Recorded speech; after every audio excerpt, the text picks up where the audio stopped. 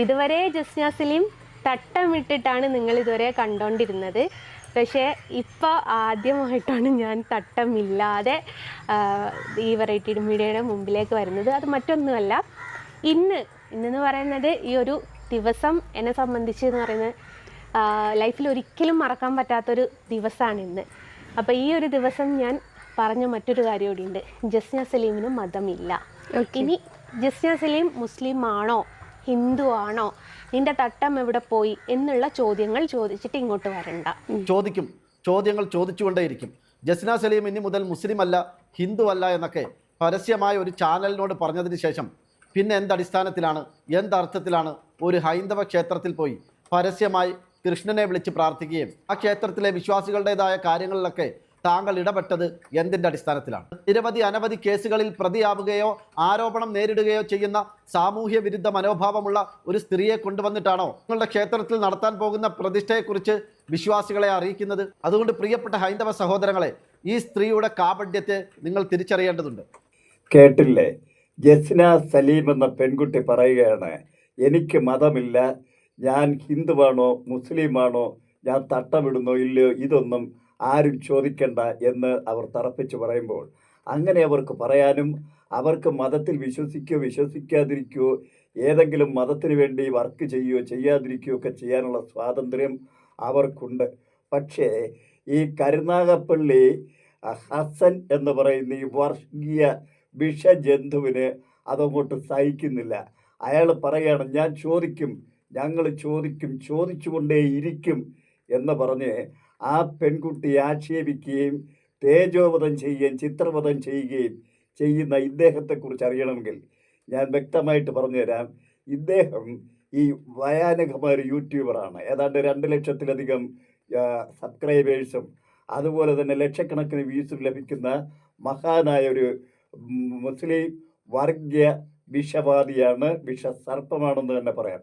ഇദ്ദേഹം മാനുഷിക നന്മയ്ക്ക് വേണ്ടിയോ ജനത്തിൻ്റെ പുരോഗതിക്ക് വേണ്ടിയോ അതല്ലെങ്കിൽ രാഷ്ട്രീയമായോ ഒന്നും അയാൾക്കൊരു വീഡിയോ ചെയ്യുന്നില്ല. എപ്പോഴും ഹിന്ദു വർഗീയവാദികളെ ആക്ഷേപിക്കുകയും ഹിന്ദുക്കളെ ആക്ഷേപിക്കുകയും മുസ്ലിങ്ങൾ മാത്രം മെച്ചപ്പെട്ടവരാണ്, കേമന്മാരാണ്, ഞങ്ങൾ മദ്യപിക്കുന്നവരല്ല, അള്ളാഹുവിന് വേണ്ടി ജീവിക്കുന്നവരാണ്, ഞങ്ങൾ സമ്പന്നരാണ്, നിങ്ങളിങ്ങോട്ട് വന്ന് പൊന്നാനി പോയി തൊപ്പിയിട്ട ഞങ്ങളുടെ പെണ്ണുങ്ങളെ കെട്ടി ജീവിക്കാം എന്ന് പറഞ്ഞ് പ്രചരണം നടത്തുന്ന ഈ ഒരു പാവപ്പെട്ട പെൺകുട്ടി പക്ഷേ മുസ്ലിം മതത്തിൽ നിന്ന് മാറി മറ്റൊരു മതത്തിലോ അവളുടെ ഇഷ്ടപ്രകാരം ജീവിക്കാൻ പോലും അനുവദിക്കാത്ത ഈ വർഗീയ വിഷസർപ്പത്തിനോട് എനിക്ക് ചിലത് ചോദിക്കാനുണ്ട്.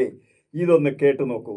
ഈ ഭീകരവാദികളെക്കുറിച്ച് ഈ വർഗീയ വിഷത്തിന് എന്താണ് പറയാനുള്ളതെന്ന് നമുക്കൊന്ന് അറിയണം. കോട്ടയം ഈരാറ്റുപേട്ട പീടിക്കൽ അബ്ദുൽ കരീമിന്റെ മക്കളായ ഷിബിലി, ഷാദുലി, മലപ്പുറം കൊണ്ടോട്ടി സ്വദേശി സൈനുദ്ദീന്റെ മകൻ ET ഷറഫുദ്ദീൻ എന്നിവരാണ് വധശിക്ഷ പട്ടികയിലുള്ള മലയാളികൾ. ആലുവ, കുഞ്ഞനിക്കര, പെരിന്തല്ലി മുഹമ്മദ് അൻസാറിനാണ് ജീവപര്യന്തം തടവ്. പ്രതികൾ ഇന്ത്യൻ മുജാഹിദീൻ എന്ന പേരിൽ പുതിയ സംഘടന രൂപീകരിച്ചതായി പോലീസ് നേരത്തെ കണ്ടെത്തിയിരുന്നു.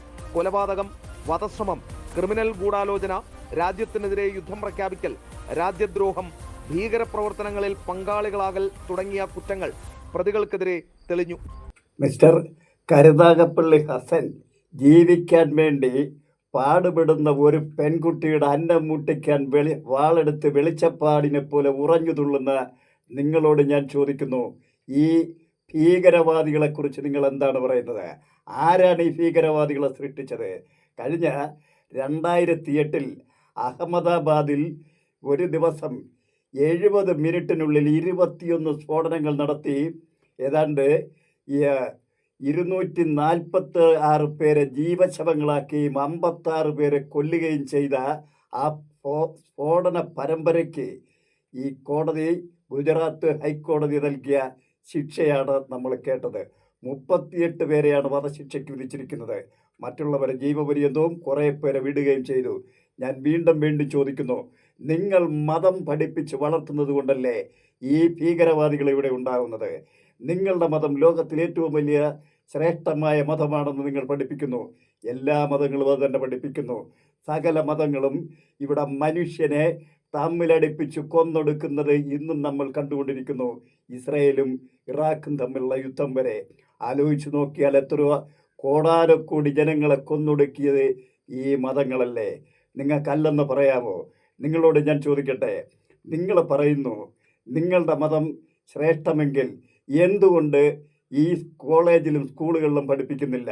ഈ കേരളത്തെ സംബന്ധിച്ചിടത്തോളം ഇവിടുത്തെ ഏതാണ്ട് 60-70% സ്കൂളുകളും കോളേജും നടത്തിക്കൊണ്ടിരിക്കുന്നത് ഇവിടുത്തെ മതങ്ങളാണ്. ഹിന്ദു മതവും ക്രിസ്ത്യൻ മതവും മുസ്ലിം മതവും നടത്തുന്നു. അവിടെ എന്തുകൊണ്ട് നിങ്ങളുടെ മതം പഠിപ്പിക്കുന്നില്ല?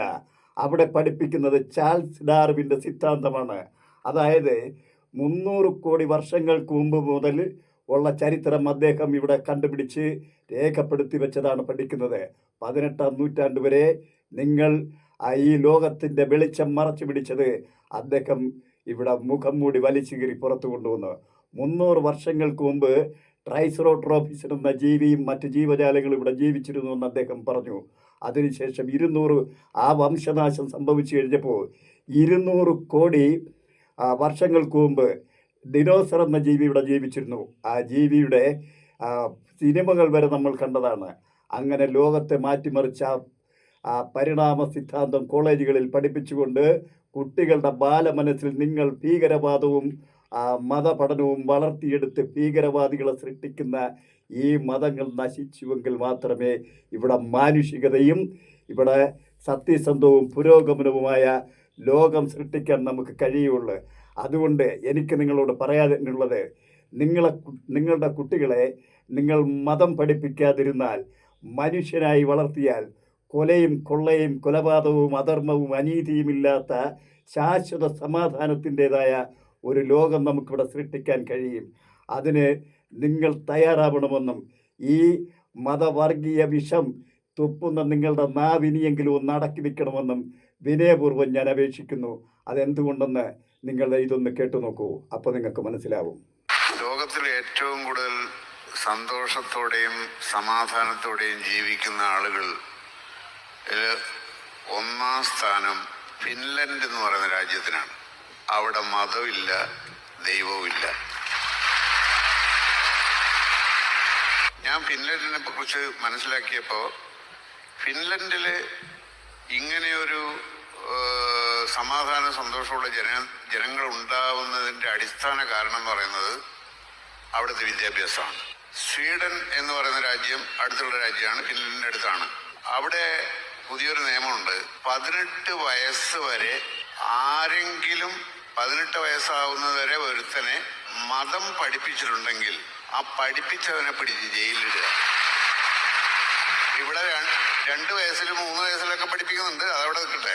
അവരെ ജയിലിലിടണോ അതിനേക്കാൾ കൂടിയ സ്ഥലത്ത് കൊണ്ടിടണോ എന്നുള്ള നമുക്ക് പിന്നെ ആലോചിക്കേണ്ടി വരും.